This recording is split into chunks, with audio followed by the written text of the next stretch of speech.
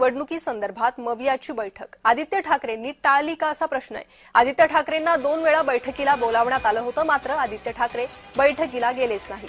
राज्यसभेची 1 जागा उबाठाला मिळावी यावर आदित्य ठाम आहेत। मविया म्हणून विधान भवनात बैठक बोलावण्यात आली, मात्र या बैठकीला केवळ शरद पवार गट काँग्रेसचे नेते उपस्थित होते।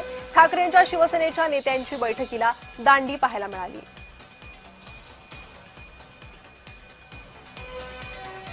राज्यसभेची 1 जागा ही ठाकरे गटाला हवी आहे आणि त्यावर आदित्य ठाकरे ठाम आहेत।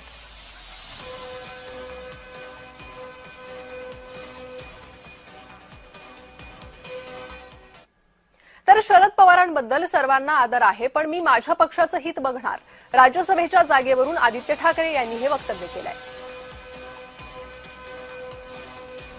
कुठच्याही व्यक्तीच्या नावाबद्दल आम्ही चर्चा करतच नाहीये आणि पवार साहेबांबद्दल सगळ्यांमध्ये मनामध्ये खरोखर आदर आहेच, पण पक्षाची भूमिका, मी माझ्या पक्षाची भूमिका म्हणतो, मी माझ्या पक्षाचं हित बघणार। आता निवडणुका झाल्यानंतर न्यूमेरिकल स्ट्रेंथ जर बघितली तर नंबर 1 वर शिवसेना उद्धव बाळासाहेब ठाकरे पक्ष आहे, नंबर 2 वर